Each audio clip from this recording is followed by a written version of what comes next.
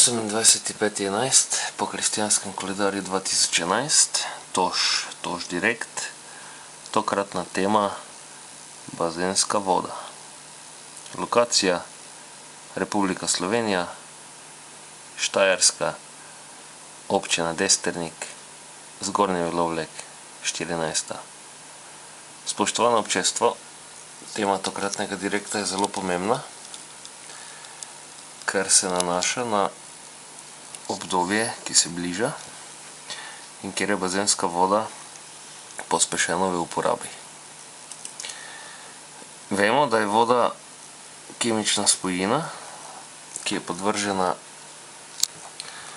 raznim, rečemo temu, spremembam zaradi zunanjih dejavnikov vplivov, in bilo bi zelo drago, ko bi v bazenu vodo bilo treba menjavati zelo pogosto.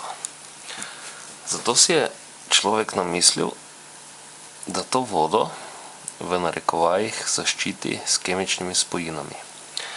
Pogovorno rečeno se temu, kaj se dodaja vodo, najpogosteje reče klor, čeprav pri tem ne gre za klor, ker je klor dejansko v osnovi plin. Gre za kemične spojine, kjer je klor vezan vanje. In te spojine dejansko delujejo tako, da vodo naredijo v bistvu, da si izrazim čim bolj doumljivo. V vodi po dodajanju teh spojin ne obstaja zmožnost razmnoževanja raznih bakterij, virusov, torej živa voda postane na nek način mrtva voda. In prepogosto zadrževanje v bazenski vodi lahko sproža razne alergije, lahko sproža poškodbe kože, denimo tukaj na sliki sem prej videl eno.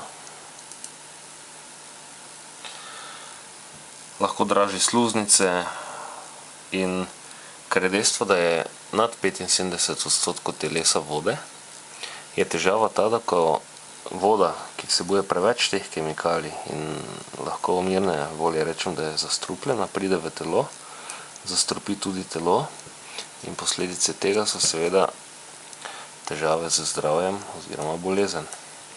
Sam imam takšne izkušnje in sicer je prva stvar ta, da smo nekoč v Termah Ptuj kot čistilci bazenčkov, torej počitniško delo, izvajali eksperimente s to spojino, ki se reče pogovorno klor, je pa v bistvu kemikalija za bazene.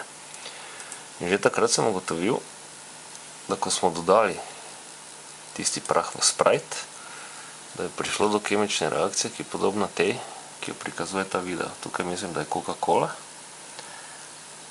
Doda se ta prah in pride do zelo intenzivne kemične reakcije.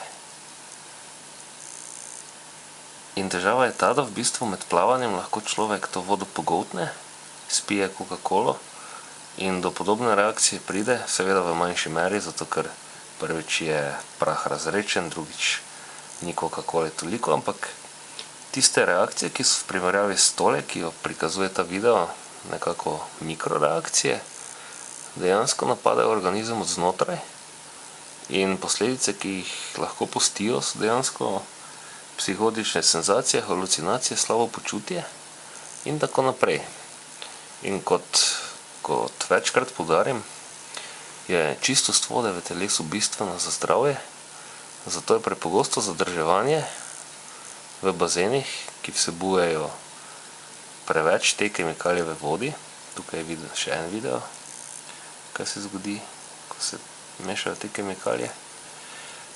Lahko seveda telo absorbira preveliko tekočino tega dodatka bazenom in glede na to, da različni ljudje različno reagirajo, lahko pride, kot rečeno, do alergij in do podobnih reakcij, ki jih ti videi prikazujejo, kar pomeni, da se začne rušiti ravnovesje znotraj telesa in zato, ker je problem v bistvu v tako majhni meri, lahko pri človeku določene bolezni izbruhnejo in se kot vzrok v bistvu to niti ne zazna.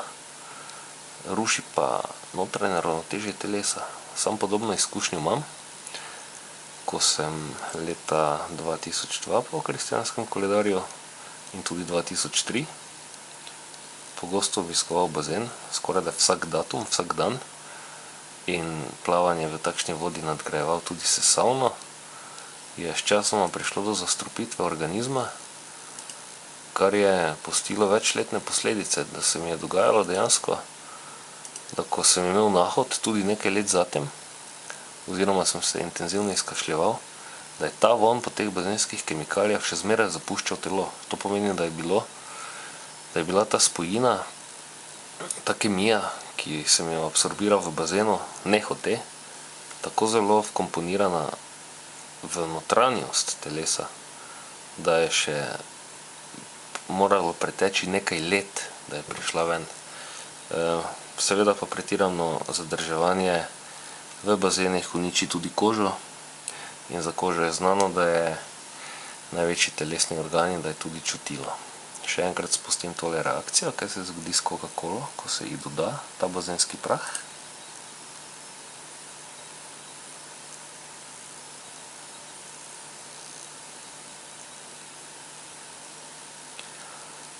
In kljub temu, da zgleda to zelo spektakularno, je moj nauk takšen.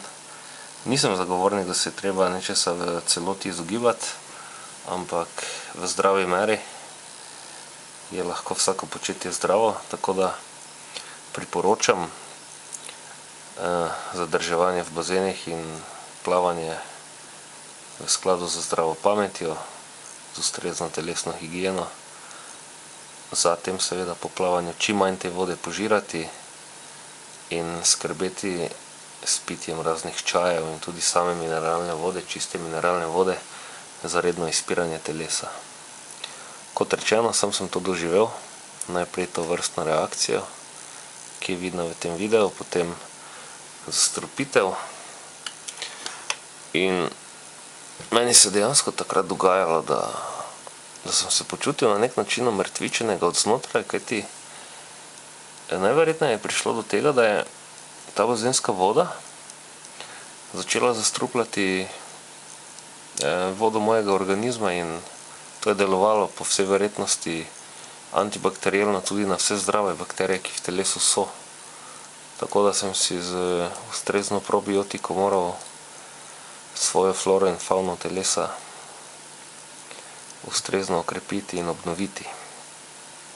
In kot vidimo tukaj, Danger Chlorine je vsak fenomen, kjer se uporablja neka spojina, da mikroorganizme ubije, treba predvideti, da bo ubijala tako nekoristne kot tudi koristne. Zato vsaka uporaba bazenov naj temelji na uporabi zdrave pameti, in tako se je možno izogniti tistim posledicam, ki obremenjujejo, zmanjšujejo ali odpravljajo zdravje.